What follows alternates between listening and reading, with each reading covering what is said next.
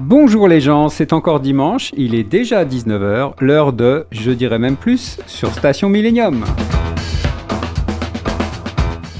Je dirais même plus, 5e émission, une poignée d'émissions comme aurait dit Sergio Leone. Je dirais même plus, l'émission sûre. Une heure hebdomadaire avec une belle bande de passionnés. Et ce dimanche, le retour du fils de la revanche d'un médiathécaire breton. Mais surtout, chaque semaine, la moitié de l'émission est consacrée à un entretien avec notre formidable et dominical invité formidable. Eh ben, on est parti. Je dirais même plus. Alors, je dirais même plus, l'émission sur la BD, toute la BD, et rien que la BD, levez la main droite et dites je le jure. Ouais, je le jure. Ouais, non, on va dire que non. Bon, ça marche toujours pas. Bon, ok, bah... Enfin, en même temps, ça marche pas trop, mais... Voilà. Donc on va faire comme d'habitude, je vais la remettre dans ma culotte.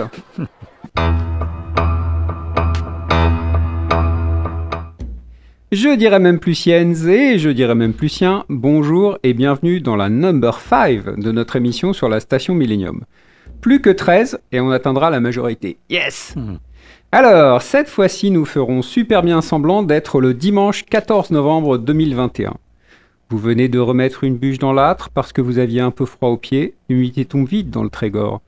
Dehors, il fait déjà nuit et demain, dans quelques petites heures à peine, il faudra repartir au boulot. Tout concorde donc à ce que vous ayez un petit coup de mou à cette heure-ci. Oui, mais jouer au bois, raisonner musette, je dirais même plus, est là pour vous accompagner durant l'heure qui précède votre moulinet de légumes d'automne du soir. Avec quelques croutons, ça fait plus fête, conseil d'amis. Dans notre marmite à nous, il y aura André Morvan, Damien Dogno et moi-même en plateau, avec le grand Greg à la technique, plus nos Clotilde et Benoît, par téléphone et par enregistrement. Nous retrouverons aussi Frédéric Prieux, qui était notre médiathécaire de l'émission numéro 2. Essayez de suivre un peu, parce que sinon vous n'allez rien comprendre à la saison 9. Nous lui avions demandé s'il serait d'accord de vous retrouver pour présenter les auteurs-étrices de BD qui seront invités au super génial méga cool festival de Lamballe, Noir sur la ville, qui aura lieu les 19, 20 et 21 novembre, soit la semaine prochaine, dites donc. Frédéric Prieux, qui est désormais médiathécaire à Landivisio, mais à coup de page, je l'avais annoncé œuvrant à Pordic. Je viendrai actualiser mes fiches qui sont un peu comme moi, faut bien l'avouer. Elles datent un peu. Pas d'erreur, j'espère, à propos de notre formidable et dominical invité formidable. D'autant plus qu'il nous permet de pousser une sorte de cocorico pérosien, puisqu'il a obtenu en 2004 le prix du public au festival de BD de Perros-Guirec, et donc dessiné la superbe affiche sous-marine de l'édition suivante. C'était il y a 17 ans. Nous étions jeunes et larges d'épaules, alors, et lui aussi. Lui n'a pas changé d'un iota, tandis que nous, bon, je préfère pas m'étendre là-dessus, sinon il va falloir sortir les mouchoirs. Oui, c'est le formidable et talentueux Olivier Boiscommun qui parlera tout à l'heure dans le post de sa dernière BD, La baleine blanche des mers mortes, ainsi que de ses autres albums et de ses projets futurs. Mais d'abord, il y a celui qui n'est pas notre aîné, Damien Dogno, qui va nous parler de tous les réseaux sociaux où nous sommes actifs, surtout grâce à lui. Eh oui, des réseaux sociaux, il y en a. On peut passer sur YouTube pour avoir des replays et des podcasts des émissions précédentes. On peut se retrouver sur Instagram, le plaisir de se faire censurer sur Facebook, la joie de tweeter ensemble. Notre alias commun pour l'ensemble de ces réseaux, c'est JDMP Radio, je dirais même plus. Et pour les podcasts, c'est Je dirais même plus Radio sur YouTube. Pour le reste, les décors sont de Roger Hart, les costumes sont de Donald Cardwell et la présentation est de Gilles Larère. Merci à lui. Merci réseau socioman, tu as parlé et bien parlé. Ça mérite plein de j'aime et de pouces en l'air et d'abonnements et de partage et de tous les autres trucs que je ne connais pas, mais c'est vous qui voyez. Je dirais même plus. Rejoignons maintenant l'ami Frédéric Prieux qui est de retour, comme promis, pour nous parler des auteurs-étrices qui sont invités le week-end prochain et le vendredi aussi au festival Lamballistique. Alors ça, c'est un calembour à 2 balles, c'est vrai, mais sorti tout droit d'un Magnum 357. Noir sur la ville, le festival de Lamballe. Si vous aimez le polar, le noir, le policier, le suspense, les ambiances un peu glaciales et l'exposition des recoins les plus sombres de nos sociétés, courez-y donc. Bonjour Frédéric Prieux. Bonjour Gilles et amis du Noir, bonsoir.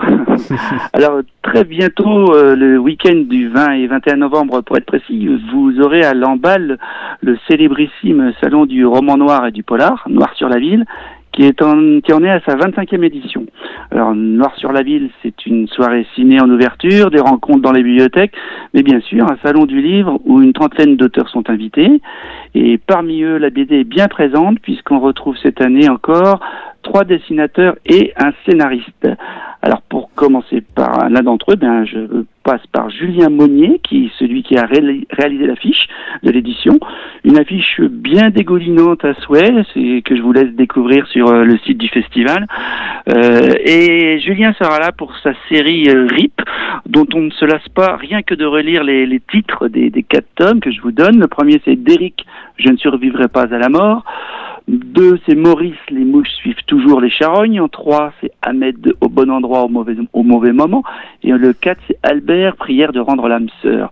Alors, RIP, c'est quoi? C'est l'histoire de gens qui se sont inventés un métier bien pratique, puisque personne ne veut le faire, nettoyeur de scènes de crime et tant qu'ils y sont, pilleurs de cadavres. Donc, un personnage différent à chaque tome, comme vous avez peut-être compris à l'énoncé des titres, avec un fil conducteur qui est une bague, un bijou égaré dans cet univers glauque, morbide, nauséabond, bon, bref, bien noir. Donc Julien Monnier sera accompagné pour l'occasion de son scénariste, ce qui est pas si courant que ça dans les festivals, et là c'est super, c'est Gaëtan Petit, alias Gates, qui était lauréat déjà il y a quelques années, en 2012, du prix SNCF du Polar pour Un léger bruit dans le moteur, qui était dessiné par Jonathan Munoz et qui était bien dérangeant. Alors ça se demandait si c'était pas une sorte de brouillon de RIP, c'est à lui demander, à leur demander, ils sont fort sympathiques. Voilà pour les 2 premiers.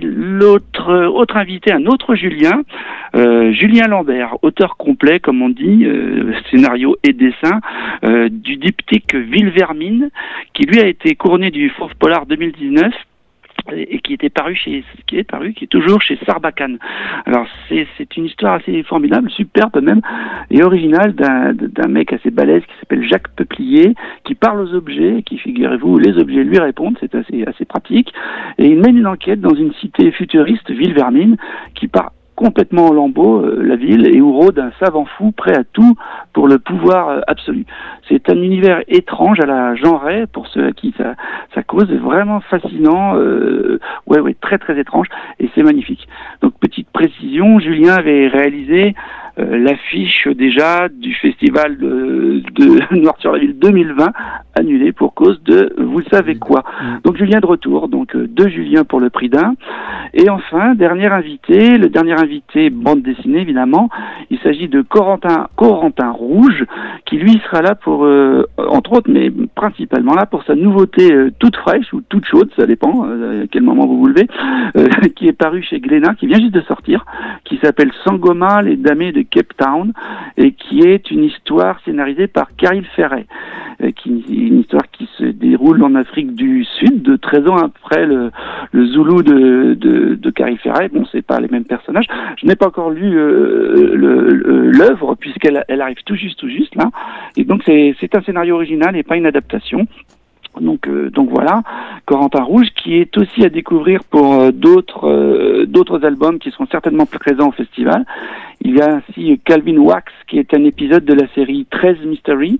C'est cette série qui met en scène un des personnages de la série principale 13. C'est assez bien foutu, parfois même mieux que la série originale, si je puis me permettre.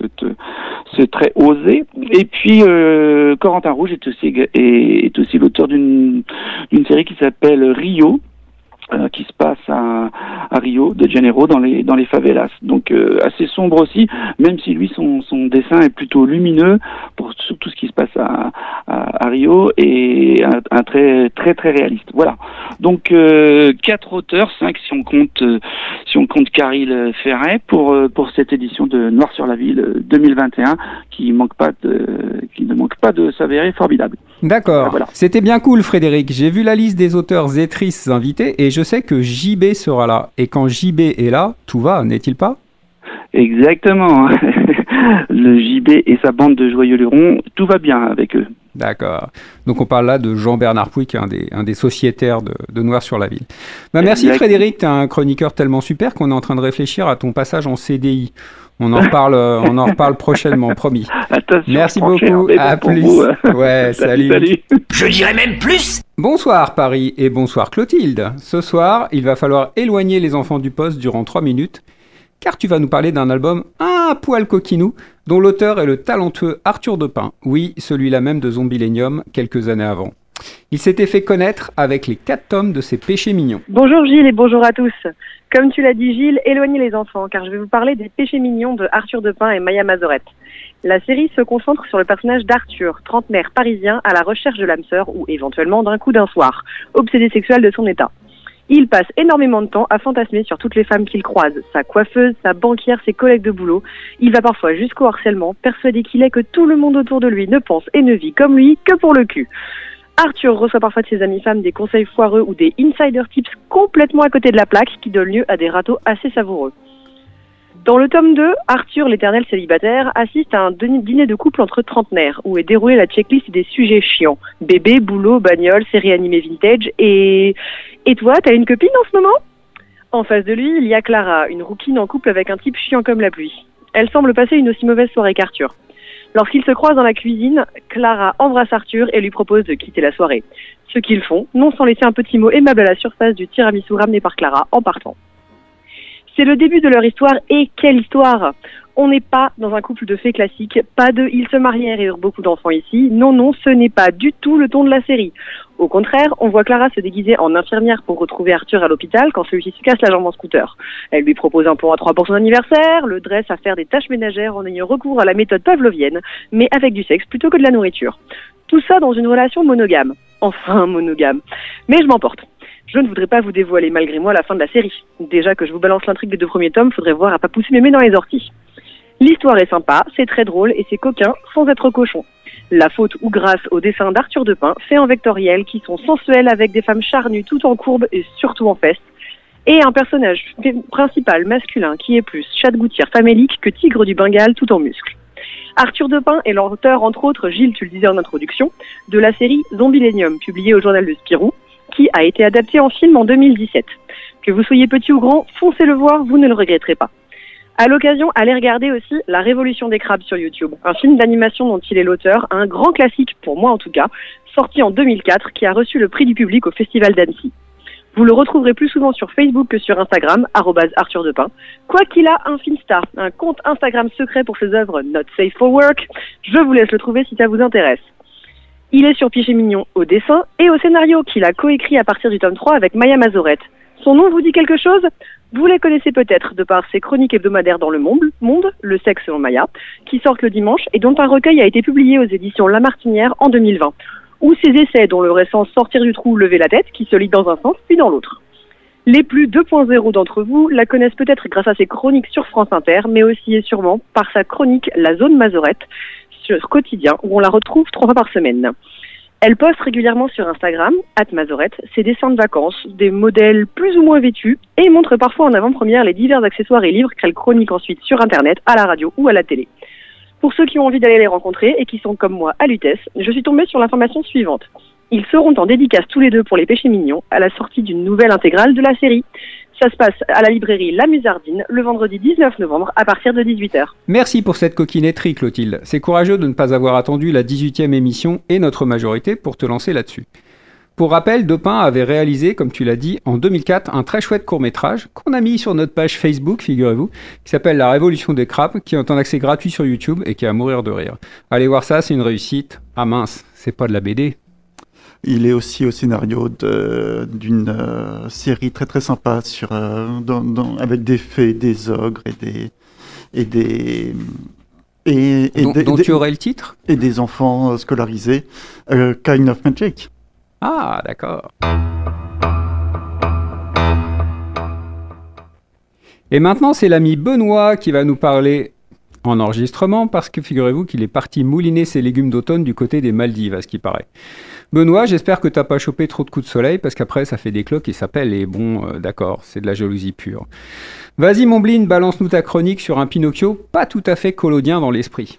Après avoir passé du temps en enfer avec Hellboy, je me suis souvenu d'un livre inclassable sur mes étagères, dont le protagoniste évolue également parmi les succubes, mais plus pour les torturer que pour y connaître un quelconque châtiment.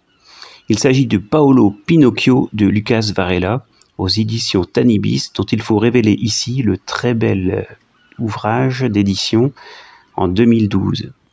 J'en parle aujourd'hui car une version augmentée paraît ce mois-ci en Espagne et dont la couverture baroque prouve tout le savoir-faire et les qualités de ce dessinateur et coloriste de talent.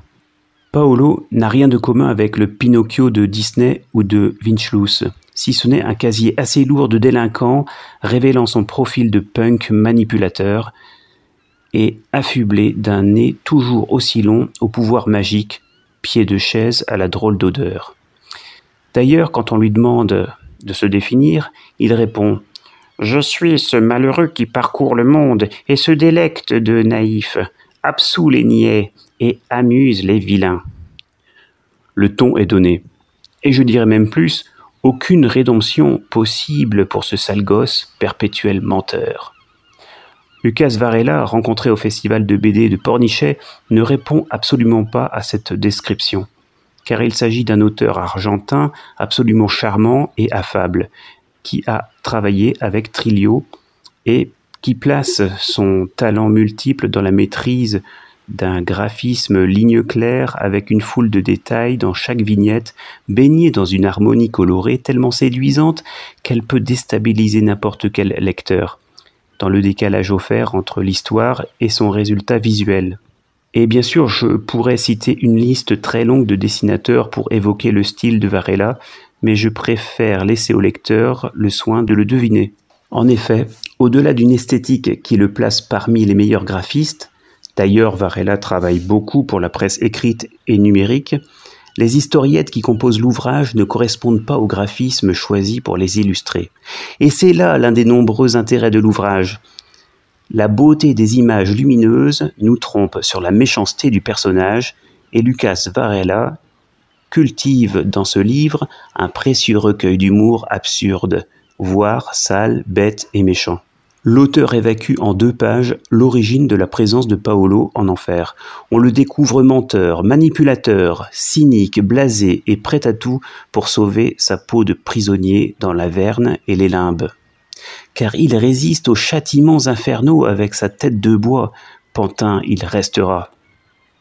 De nombreuses références à la pop culture égrènent les cases. On y retrouve les personnages de comics ou de dessins animés, mais sans vraiment s'y arrêter.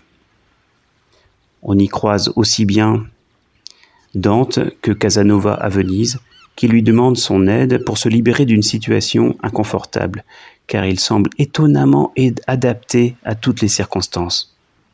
Aussi, chaque début d'historiette explique la raison de sa présence renouvelée dans les limbes qui lui permet finalement de papoter librement avec les différentes entités infernales qu'il croise sans afficher aucune hiérarchie entre eux, car il se moque de tous. Et l'impact des dialogues fonctionne avec une rare efficacité pour générer un humour bien particulier dans une ambiance légère. Au final, il s'agit d'un ouvrage inclassable sûrement, underground peut-être, mais servi dans un bel écrin graphique qui provoque un immense plaisir de lecture, pour peu que l'on soit un peu averti ou si l'on aime l'humour absurde. Son talent bouillonnant de scénariste lui ouvre les portes de Delcourt dans la collection Shampoing pour un autre album intitulé « Le jour le plus long du futur » qui mériterait à lui seul une chronique plus courte. Récit sans parole, mais pas dénué de rebondissements astucieux. Et plus proche de nous, l'album « L'humain » ou bien celui intitulé « Le labo ». Ce sont des histoires d'anticipation où son graphisme s'adapte parfaitement au scénario de science-fiction. Merci Benoît, tu peux retourner siroter des daiquiris sur ton transat. Mais oins-toi bien quand même de crème solaire pour ne pas nous revenir en cloque, mais avec un S à la fin. Après nos 3 premières chroniques, nous avons bien mérité une première pause musicale, avec un morceau poétiquement anarchiste écrit par Monsieur Boris-Vian et ici chanté par Olivia Ruiz. La Java des bombes atomiques. Prêtez attention aux paroles qui sont un régal. Avec les présidentielles qui approchent, perso, cette chanson me donne des envies d'avoir pour oncle un fameux bricoleur. Voilà, après Ruiz et Vian, c'est maintenant le moment du grand entretien avec notre formidable et dominical invité formidable, j'ai nommé Olivier Boiscommun. Bonjour Olivier. Bonjour, merci pour votre invitation. Mais de rien, nous allons axer la première partie de l'entretien sur La Baleine blanche des mers mortes, ton dernier album, scénarisé par Aurélie Wellenstein, est sorti chez Dracou. Et commencer par un petit résumé pas trop dévoilant, histoire que les gens situent mieux de quoi nous allons discourir. Alors voici le résumé de l'album. Dans un futur relativement proche, l'humanité a presque achevé son travail d'euthanasie de la planète, et les survivants font ce qu'ils peuvent pour continuer, dans des villes méconnaissables, désertiques et désertées. Et comme les hommes ont tué les mers, celles-ci se vengent. De fantomatiques marées reviennent tenter ceux qui restent. Des marées souvent mortelles puisque des fantômes d'animaux marins y nagent. Et lorsque l'un de ces fantômes, même minuscule, entre en contact avec un être humain, celui-ci trépasse. Bengal, le héros de l'histoire, parcourt Paris lorsque l'une de ces marées monte et envahit tout. C'est alors qu'il aperçoit la mystérieuse Chrysadra. Loin d'être terrorisée, celle-ci danse impunément au milieu d'un tourbillon de méduses. Ces deux-là ne s'entendent pas forcément très bien, mais vont traverser ensemble un tas de péripéties, entraînant le lecteur ou la lectrice avec eux, et le ou la plongeant au cœur d'un monde onirico-fantastique où le graphisme d'Olivier Boiscommun et sa mise en couleur nous ravissent. Le dessinateur donne vie à cette fable écologique et anxiogène avec sa grâce habituelle, pirouettant au fil des pages comme un dauphin jouant dans les vagues de sillage d'un voilier. Eh bien, bonjour Olivier. Donc, merci à mon tour d'être là. Et on va commencer avec une toute première question. On le devine dès la couverture, la baleine blanche aura un rôle conséquent dans cet album. Elle y incarne une sorte de symbole de mauvaise conscience des hommes face aux écosystèmes qu'ils ont réduits en miettes. Elle n'est plus le mal incarné sur lequel le capitaine Ahab crache sa haine, mais presque un paisible ange de la mort venu nous faire payer la facture. Ahab affrontait un cachalot, Moby Dick. Dans votre album, c'est une baleine blanche, une baleine franche ou peut-être une baleine bleue. C'est un trait beaucoup plus doux, c'est un animal beaucoup plus sympa que le cachalot. Ce choix provient-il de la scénariste ou bien de toi ? Alors ce choix, il vient de la scénariste, hein. C'est Aurélie qui a écrit le scénario, donc c'est tiré, je le précise parce que c'est important, c'est tiré d'un univers qu'elle a mis en place dans un roman qui s'appelle Mer morte, qui est sorti il y a 2 ans maintenant, et donc du coup qui place ce contexte que vous avez si bien décrit, de ces marées fantômes qui reviennent hanter les hommes. Et La Baleine est une histoire indépendante du roman qui se situe 10 ou 15 ans avant le roman, et qui en fait présente le personnage de Bengal dont on vient de parler, qui est le personnage central du roman, et là on découvre dans une nouvelle aventure, donc bien avant le démarrage du roman, dans lequel on peut le découvrir de manière très différente. Le personnage est vraiment très différent dans le roman, et donc on se doute qu'il va avoir à subir de grandes modifications et de grands changements parce que on le découvre beaucoup plus jeune et très différent dans La Baleine. Donc du coup nous on propose une partie des explications, le commencement de ce changement qui va l'amener jusqu'à ce qu'il est dans le roman, quoi. D'accord. Une petite question double maintenant. Le travail de coloris sur tes 2 précédents albums, les 2 premiers tomes de la trilogie d'Antracon, déjà publié chez Dracou d'ailleurs, était assuré par Claude Guth, mais pour La Baleine blanche des mers mortes, tu les as reprises à ton compte. Est-ce que ça a changé ta manière d'aborder le dessin, les ambiances et les scènes ? Et aussi, quel effet cela fait-il de découvrir tes dessins colorisés, inversement, par une autre personne ? Alors, le choix pour La Baleine, alors je dois dire que c'est le choix de la couleur directe pour la technique utilisée sur la baleine morte, sur la baleine blanche des mers mortes, est une mise en couleur très contraignante, quoi. Donc c'est vraiment un travail très lourd en termes de temps. Je travaille sur des grands formats, les planches sont très poussées, ça permet plein de détails, mais du coup c'est aussi beaucoup de choses à mettre en place. Et donc c'est très contraignant et très long. Donc ça a été un grand soulagement de travailler avec un coloriste, parce que du coup je peux me concentrer réellement sur le dessin et exclusivement sur le dessin. Donc en ça c'est un grand confort. C'est aussi un grand confort de travailler avec un coloriste comme Claude Guth, qui est un expert dans son domaine, et donc c'est toujours un plaisir de travailler avec des grands professionnels. C'était donc un plaisir de travailler avec Claude et de découvrir ses dessins, surtout avec un coloriste comme Claude qui a vraiment une empreinte particulière, qui a colorisé des grandes séries, donc il a vraiment une identité propre en tant que coloriste. C'est intéressant de voir son dessin presque transformé par les lumières de quelqu'un d'autre. Et pour la baleine blanche des mers mortes, j'étais ravi de revenir à la couleur directe, avec un peu d'appréhension, parce que je le répète, je sortais d'une série d'albums réalisés en couleur directe qui m'avait beaucoup fatigué. J'étais un petit peu réticent à y retourner, mais Christophe Arleston, qui est l'éditeur de La Baleine, a su me convaincre avec Olivier Sulpice, son associé, ont su me convaincre, ont trouvé les bons mots, et puis surtout l'univers d'Aurélie que j'ai trouvé complètement dingue, et ça me semblait être vraiment la technique la plus adaptée pour pouvoir retranscrire au mieux son univers, quoi. Donc voilà, je m'y suis collé aussi pour celui-ci avec beaucoup de plaisir. D'accord. Super, alors je vais pas enchaîner avec la question sur les couleurs directes puisque tu nous en as largement parlé, mais on va revenir sur le lavis très très dilué que tu as choisi pour restituer les transparences nécessaires pour les ambiances aquatico-fantomatiques des scènes sous-marines. Est-ce que c'était un choix dès le départ d'avoir ces couleurs un peu pastel, ou est-ce que tu t'es dit tiens, on pourrait partir avec des couleurs un peu plus franches ou bien c'était au contraire un choix direct? Alors le choix des couleurs, moi, déjà par rapport, alors il y a l'impression, toujours qui atténue un petit peu les couleurs. Les planches sont sans doute plus vives et plus contrastées que ce qu'on peut voir dans l'album. Mais cela dit, c'est une volonté. Je me suis rendu compte qu'on n'avait pas forcément avec Aurélie la même vision, mais tardivement, après avoir travaillé sur les planches, qu'on n'avait pas forcément la même vision. Elle avait une vision beaucoup plus sombre, elle, des marées qui viennent comme ça envahir les territoires où vivent les hommes, habités de ces spectres terrifiants. Et elle a quelque chose de beaucoup plus sombre, beaucoup plus noir. Et moi, dès la lecture du roman, en fait, j'ai imaginé toutes sortes de variations qui pouvaient être liées à ce qu'on connaît de la mer. Ça peut être des lumières magnifiques, translucides, où l'écume, ce blanc un peu vaporeux, ou alors les abysses, cette profondeur incroyable où on a l'impression que rien ne peut survivre, à part ces petits animaux luminescents, justement. Donc du coup, et voilà, je me suis rien interdit, en fait. En fonction des intentions de la scène, je m'autorise quelque chose de plus ou moins lumineux, plus ou moins coloré, plus ou moins sombre.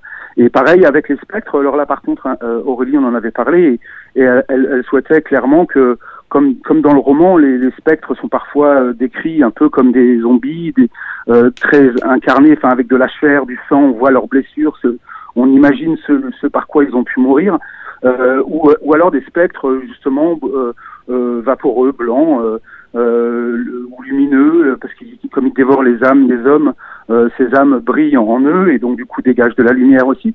Donc c'était un choix de jouer avec toutes ces ambiances possibles que permettait et qu'offrait l'univers.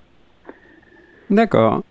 Une petite question sur Paris maintenant, où habite notre Clotilde. Pourquoi avoir choisi Paris comme décor principal d'une fable basée sur une tragédie planétaire? Est-ce que c'était encore une fois la volonté d'Aurélie ou plutôt la tienne? Alors c'est une discussion commune, alors que la BD réunit énormément d'éléments qu'on peut trouver dans le roman. C'est un univers qui est très riche. On a parlé des donnerismes, effectivement, il y a un côté écologique qui est très fort aussi, puisqu'elle véhicule une très belle philosophie par rapport à la relation qu'on entretient avec les animaux. Et donc c'est l'élément qu'on ne retrouve peut-être pas dans la BD qui est dans le roman, c'est le côté épopée, puisque le roman est un grand voyage.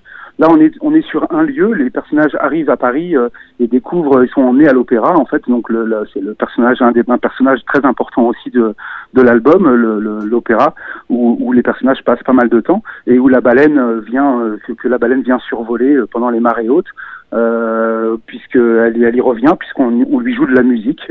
Voilà, c'est les musiciens de l'opéra, le clan qui vivent dans l'opéra, joue de la musique pour atténuer les pulsions meurtrières de la baleine, et donc voilà, le choix de Paris. Moi, j'ai toujours été très attaché à Paris, sur plusieurs de mes albums. J'ai dessiné cette ville, je l'ai beaucoup dessiné pour une bonne grosse moitié, je dirais, et du coup on en a discuté avec Aurélie, et le choix de Paris, c'est pour l'opéra et le rapport avec la musique, puisque Aurélie a vu ce lien immédiatement. Et puis moi, le fait que je l'avais déjà dessiné, aussi détruite et avec une vision un peu post-apocalyptique, comme j'avais pu le faire dans la Cité de l'Arche par exemple.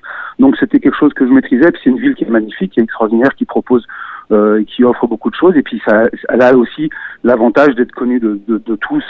C'est une référence pour tout le monde, même si on n'y vit pas. En effet, puis on se souvient de la geste aussi. En fait, on tourne autour d'Aurélie depuis tout à l'heure, donc on va peut-être entrer dans le vif du sujet. Comment as-tu rencontré ta scénariste? Comment a pu se dérouler cette collaboration? Puisqu'il est beaucoup plus... Puisque toi, en BD, tu es beaucoup plus expérimenté qu'elle. Elle vient du roman. Comment s'est passée cette collaboration? Comment elle a pu rentrer dans l'écriture d'un scénario et se familiariser avec ce médium bande dessinée? Alors, il faudrait lui poser la question. Hein. Moi, je ne peux pas répondre à sa place. Je l'ai déjà entendu dire souvent que pour elle, c'était pour le découpage d'une planche, elle faisait des arrêts sur image, c'est-à-dire qu'elle visualisait une scène et qu'elle faisait des arrêts sur image.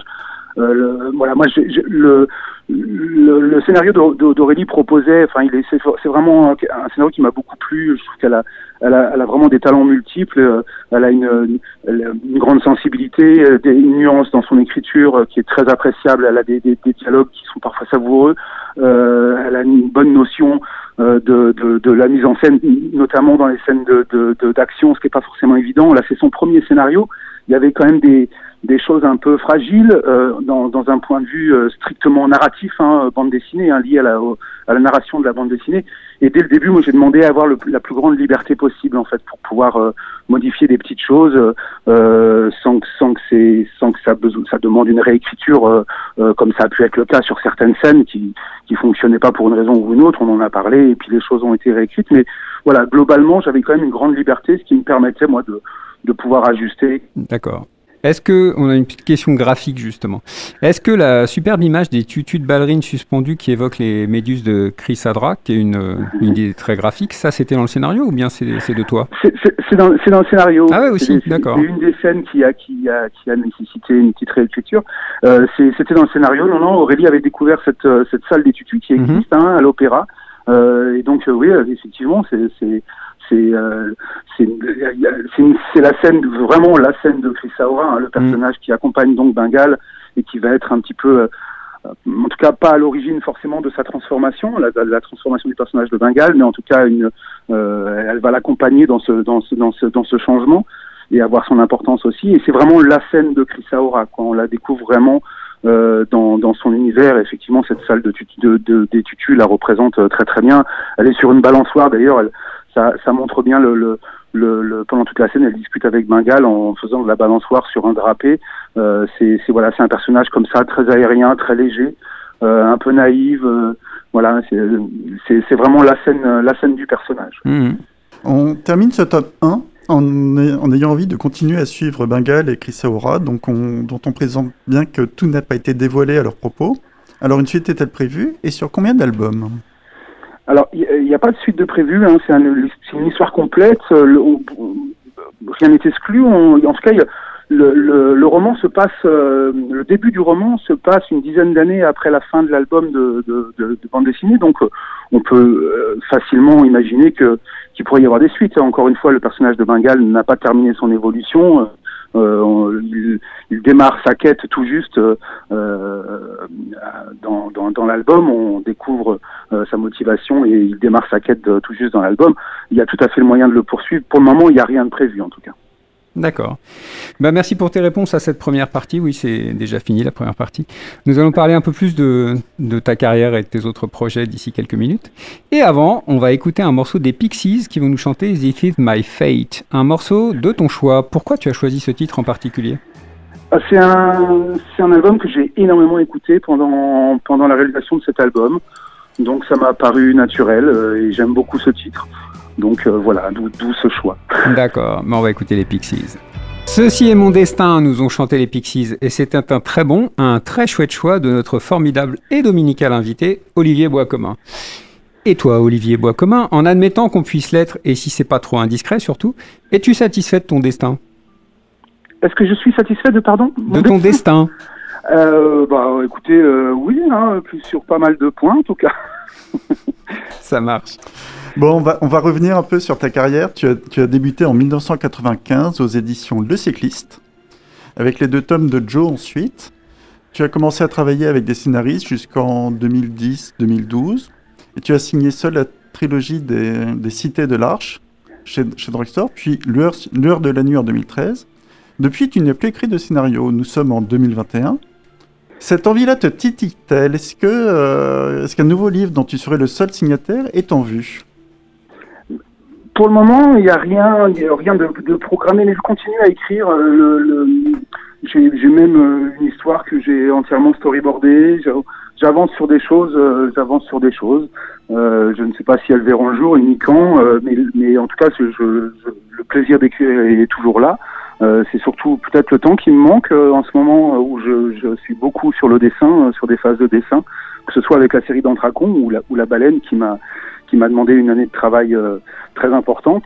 Donc pour le moment, l'écriture est un petit peu en pause sur tous les autres projets que je pourrais mettre en place seul. D'accord. On va remonter un peu dans le temps. En 2002, tu avais illustré un album jeunesse écrit par Alain Goutal, Rature Pendragon. C'était les aventures d'une pipistrelle qui nichait dans l'abbaye de Beauport. Un album qui fit d'ailleurs couler des larmiches d'émotion sur les joues de notre Paimpolais à nous, André Morvan. La poésie de ton graphisme et tes couleurs se prêtaient particulièrement bien à cet exercice. Alors, as-tu été approché par d'autres éditeurs jeunesse à l'époque ou depuis? Et l'illustration seule d'une histoire te tenterait-elle?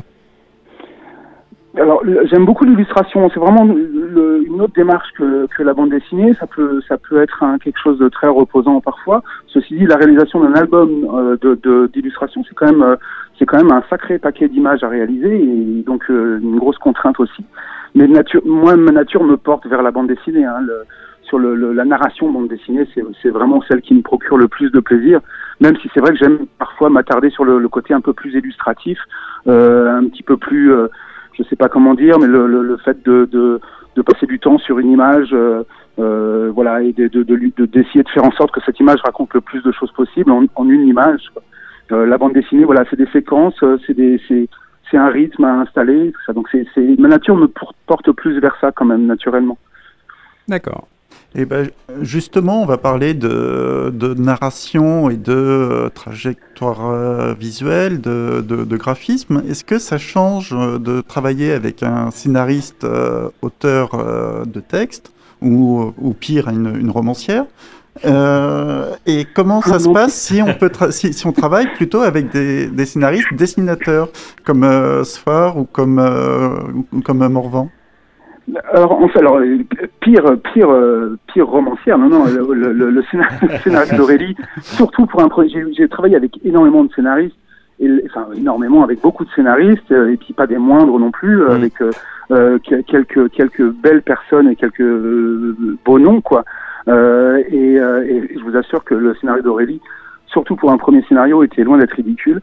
Et tenait carrément la route. Donc quand je parlais d'ajustements, c'est vraiment des ajustements sur la narration, l'idée, qui pouvait peut-être parfois un peu faire défaut, mais qui est juste là un manque d'expérience. Malheureusement, le talent peut pas s'apprendre, l'expérience ça s'apprend. En fait, il n'y a pas de couple modèle, il n'y a pas de mode de fonctionnement modèle. Chaque auteur est un individu à part entière, qui a une personnalité, des méthodes de travail et tout ça. Donc c'est à chaque fois une adaptation. J'ai travaillé avec de multiples scénaristes ou en solo et il n'y a pas, je crois, un modèle qui s'est répété à 2 reprises, quoi. C'est en permanence une adaptation. Il y a le travail c'est le scénariste qui a priori impose les choses à l'origine du projet. Il impose une histoire, il impose une vision des personnages, il impose un rythme, des dialogues, etc. Et donc normalement le dessin est là pour servir le scénario. Donc quand je suis seulement dessinateur, moi mon rôle est de me mettre au service du scénariste en tout cas du scénario, pas forcément du scénariste mais du scénario. Pardon. Et donc du coup je m'adapte au mieux en fonction des projets sur le type de dessin qui pourrait être le plus approprié. Entre la baleine blanche des mers mortes et d'Antracon, on est vraiment sur 2 registres extrêmement différents. Les deux me portent, les deux me motivent, les deux m'apprennent. j'apprends des deux et les deux se nourrissent l'un l'autre en fait. Et ça a toujours été le cas. Chaque expérience a été l'opportunité de découvrir des nouvelles choses, des nouveaux défis, de relever des nouveaux défis, de se confronter à des nouvelles techniques. Donc voilà, le parcours, ça fait presque 30 ans maintenant, et donc du coup voilà, j'essaye toujours de m'adapter au mieux en fonction des besoins de l'histoire ou du scénariste. Donc c'est toujours une expérience différente. D'accord. Mais justement, on va un peu lister, parce que tu as quand même un palmarès d'un point de vue scénaristique impressionnant, puisque tu as travaillé avec Olivier Boiscommun, mais tu as travaillé aussi avec Johan Sfar, qui collaborait avec Jean-David Morvan pour Trolls. Tu as travaillé avec Dieter, qui s'est retiré de la carrière, mais qui était un excellent scénariste. Denis-Pierre Philippi, Alejandro Jodorowsky, Jean Dufaux, Sylvain Runberg et Christophe Arleston. Et maintenant, c'est donc Aurélie Wellenstein. T'as senti chez elle une petite timidité parce qu'elle prenait la suite d'un sacré paquet de gens au nom prestigieux. Ah, pour Aurélie, je crois pas qu'elle soit laissée démonter, on n'en a pas parlé, mais... Ouais, ça n'a pas l'air d'être le genre. Non, ça a été passionnant de bosser avec Aurélie. C'est quelqu'un d'extrêmement professionnel et d'extrêmement investi dans le travail. On a travaillé avec une grande proximité. C'était passionnant. Alors, c'est pas une stricte adaptation, mais malgré tout, j'avais quand même pour charge d'être le premier à retranscrire un petit peu cet univers et de pouvoir le faire avec le soutien et puis l'œil bienveillant de son auteur. C'était super agréable et je pense qu'on a vraiment besoin de ça pour faire du bon travail en bande dessinée, d'une vraie osmose entre le scénario et le dessin, et donc entre le scénariste et le dessinateur. Voilà, donc c'était vraiment très agréable. Ok. On va revenir un peu sur ta formation, puisqu'au départ, tu es graphiste publicitaire, tu es passé par un studio d'animation, tu es aussi peintre. On se souvient d'une magnifique toile de vague que tu avais réalisée il y a quelques années, ainsi que des expos de tes originaux à la galerie de Magin. Galerie Maguen, ouais. Maguen, pardon. Ces pratiques ont des temporalités différentes, mais les deux premières t'ont-elles aidé à créer des trajectoires visuelles très dynamiques et des découpages fluides et cinématographiques? Les deux premières, c'est-à-dire? La partie graphiste publicitaire et bosser dans un studio d'anime. Alors, je suis passé par l'école Corvisart, qui est une école parisienne qui formait au métier de la publicité, effectivement. Mais c'était un enseignement qui était extrêmement complet, et c'est surtout un enseignement où j'ai pu rencontrer des profs qui étaient passionnés et passionnants, qui n'avaient qu'une envie, c'était de nous transmettre ce qu'ils savaient, et ils avaient une somme considérable de choses à nous transmettre. Et donc cette école a vraiment eu une empreinte importante dans mon évolution. Ils m'ont appris à regarder, ils m'ont appris à être curieux, ils m'ont appris à oser, ils m'ont appris tellement de choses que j'utilise et que je pratique tous les jours encore aujourd'hui, 30 ans après. Donc je leur dois beaucoup. Ceci dit, c'est pas j'ai pas eu beaucoup travaillé dans la publicité, j'ai un petit peu travaillé dans le stylisme, mais c'est vraiment une petite expérience. Mon idée était de faire de la bande dessinée quand même. J'y suis d'ailleurs venu assez jeune, parce que c'est en 93 que j'ai commencé, pas en 95, avec les Enfants du Nil, et donc j'avais, je crois, 20 ou 22 ans à l'époque. Donc voilà, mon parcours dans la publicité a été vraiment très très bref. Ceci dit, l'enseignement que j'ai reçu dans ce domaine a été vraiment très très très formateur. D'accord. La Baleine Blanche des Mers Mortes dont on parle, c'est ton quatrième, sauf erreur de notre part, quatrième album d'affilée chez Dracou. Est-ce que tu peux donc nous dire quelques mots sur cet éditeur ainsi que sur tes futurs projets chez Dracou ou ailleurs? Alors, les éditions Dracou est une maison d'édition qui a été fondée par Christophe Arleston, donc le scénariste du monde de l'Enfeust qu'on connaît bien, Troll de Troie, etc. En collaboration en association avec Olivier Sulpice des éditions Bambou. Ils ont développé cette structure pour présenter les univers fantastiques. Donc cette collection qui n'en est pas une d'ailleurs, hein, c'est vraiment une maison d'édition. Cette maison d'édition est menée par Christophe Arleston. Et voilà, et mes projets avec eux, c'est pour le moment, là je suis sur le tome 4 de Dantracon, qui sera un album indépendant des 3 premiers, pour lequel il a invité pour l'occasion Olivier Gay, qui est un romancier fantastique aussi, et qui a déjà quelques scénarios de bande dessinée à son actif. Voilà, et je profite de cette venue parce que je trouve que l'histoire, ils prennent visiblement un grand plaisir à travailler ensemble, et donc du coup je prends un énorme plaisir à recevoir les pages de scénario qui m'emballent. D'accord. Bah écoute, merci infiniment Olivier pour toutes tes réponses. Tu peux maintenant retourner à ta planche à dessin. On était vraiment ravis de discuter avec toi, Damien et moi, et puis on te remercie surtout très chaleureusement d'avoir accepté cette invitation. Merci beaucoup, à la prochaine. Je dirais même plus, merci à toi. Je dirais même plus. Bien, après ce chouette entretien, on va pouvoir attaquer le dernier quart de Je dirais même plus sur Station Millennium. Mais avant, pour se désaltérer un peu et faire quelques pompes dans le studio pour fluidifier le sang, Damien, tu peux commencer, j'arrive d'ici 5 minutes. Nous allons écouter un morceau plein de peps, c'est Il Signore Adriano Celentano qui va nous chanter Svalutation. Et je serai vous, je monterai le son et j'éloignerai tous les meubles. Bon, Damien, t'as fini tes pompes et tes tractions, t'as bu ton petit coup de flotte, tu t'es gargarisé. Et ben maintenant on est parti parce qu'on est rendu à tes 3 minutes de chronique. Vas-y. En effet, Gilles, ça va être une chronique qui prend l'eau. C'est pas pour vous raconter ma vie de bédévore iconoclaste sur Station Millennium, mais avant la baleine blanche des mers mortes, qu'a commis notre invité du jour avec la complicité d'Aurélie Wellenstein. L'œuvre d'Herman Melville a inspiré quelques auteurs. Au risque de m'attirer les foudres de Benoît quand il rentrera des vacances, tant pis pour nos auditrices, je ne m'attarderai pas sur Gregory Peck, ni sur le récent Au cœur de l'océan avec Chris Hemsworth, pour me concentrer sur la BD. Alors sans aucune exhaustivité, notre 9e art est déjà édité. À la recherche de Moby Dick, d'Isaac Wentz et Sylvain Vénère, chez Futuropolis. Moby Dick, par Chaboutet, chez Vent d'Ouest. Moby Dick, librement adapté du roman par Jouvray et Allary. Moi, j'aime beaucoup le dessin de Allary, chez Noctambule. Moby Dick, par Guyon et Olivier, chez Hachette. Moby Dick, par Denis Depré et Jean Rouault, chez Casterman. Jacques Boulaire, à la recherche de Moby Dick, chez Hachette. Acab, par Patrick Maillet et chez 13 étranges. Et j'ai même trouvé une version Disney avec Donald qui porte la même barbe que Gregory Peck. Ah ouais. Bon, je vois bien ton regard qui est en train de me harponner, Gilles. Tu te demandes à quoi sert mon énumération et surtout à quel moment je te laisserai faire ta relance. Mais aujourd'hui, je garde le crachoir.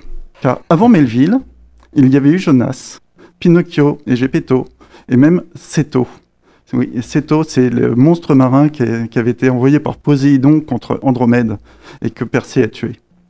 Il y a des étoiles, Alpha, Moncar, Elkaitos, Menkar. Bon, je bégaye, je vais arrêter là mon énumération d'étoiles, qui composent la constellation de la baleine. Il y a pléthore de films sur des baleines tueuses, des orques, des cachalots. Il y a même un long métrage, Star Trek, que j'essaye d'oublier, qui parle de baleines. Pourtant, aujourd'hui, la baleine est une espèce menacée et est réputée moins agressive que l'homme. Et pourtant, on découvre à chaque relecture du roman et des différentes BD énumérées ici avant, et je suis désolé si j'en oublie, mais ma conscience survivra à ce fardeau, on redécouvre à chaque relecture, dis-je, une nouvelle approche, un nouveau point de vue, un nouveau message. Melville parlait d'un Acab porté par sa revanche contre un monstre symbolisant la force aveugle et destructrice de la nature.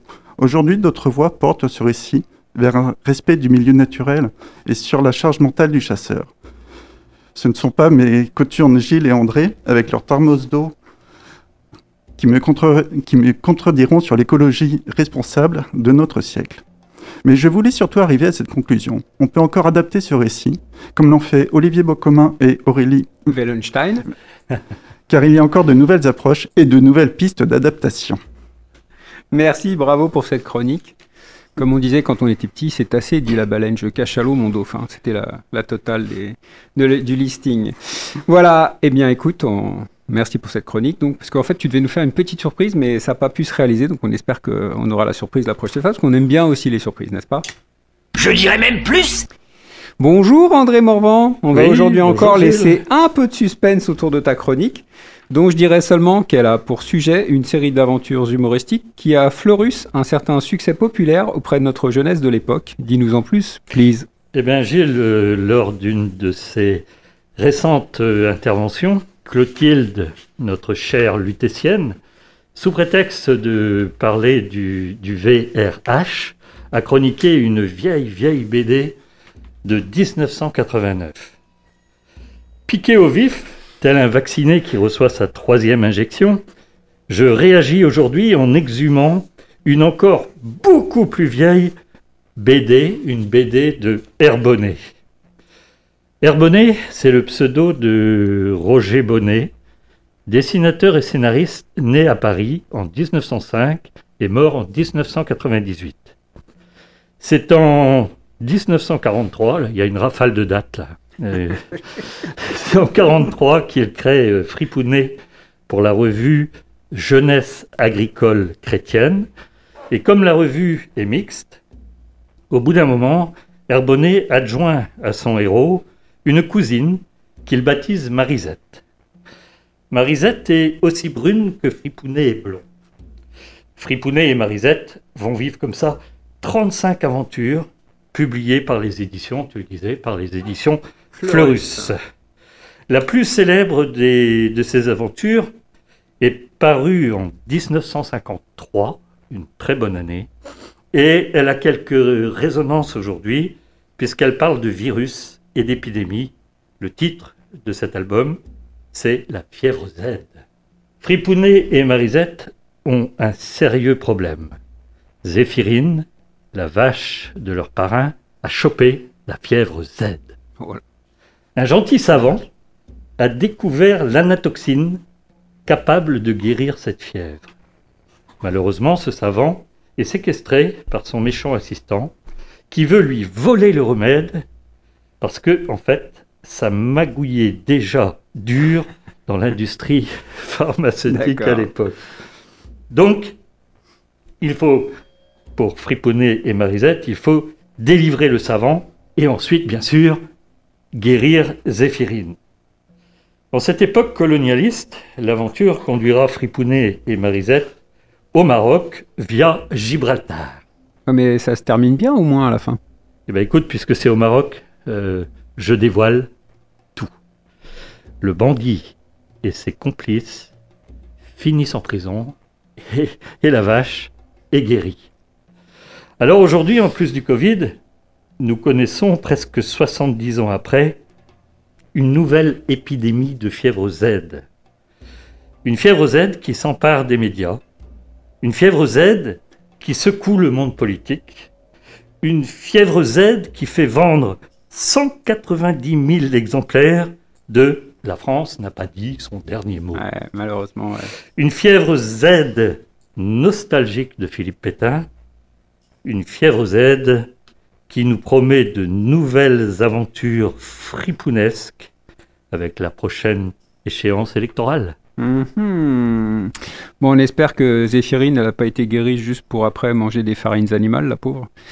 Enfin voilà, on va pouvoir continuer maintenant avec la suite et fin de l'émission. Bon les amis d'ici et d'ailleurs, et vous toutes et tous qui nous écoutez, il est temps pour nous d'aller vivre d'autres aventures en lisant plein d'autres albums, puisqu'on se retrouve dimanche prochain et qu'une émission ça se prépare, et même que c'est vachement du boulot, à part pour ceux qui seraient en vacances, mais on n'ose pas y croire. Dimanche prochain, ce sera notre 6e émission, et pour fêter ça, notre formidable et dominical invité formidable sera une autrice, enfin une autrice dont je dirais même plus, et pas n'importe laquelle. Une femme qui va surgir du fond de la nuit pour courir vers l'aventure au galop, mais elle ne signera pas son nom de la pointe de l'épée, même s'il commence lui aussi par Z. Allez, creusez-vous les méninges, vous avez une semaine, une autrice, un Z, un prix récent et mérité à la fête du livre de Saint-Étienne. Vous l'avez ? Bah, vous entendrez bien. Merci à Greg de nous avoir supporté un dimanche de plus, alors qu'il a sa moulinée de légumes d'automne à préparer. Avec quelques croûtons, Greg, ça fait plus fête conseil d'amis. Enfin, je dis ça. Les gens, si ça vous a plu, ne manquez pas les prochaines. Parlez-en autour de vous et partagez-nous sur les réseaux sociaux. Ça tombe bien, on les a tous grâce à Damien. À dimanche prochain, même heure, même équipe, ou quasiment. C'était Je dirais même plus sur Millennium. On vous embrasse bien fort, mais en respectant scrupuleusement les gestes barrières. À la prochaine. Ciao.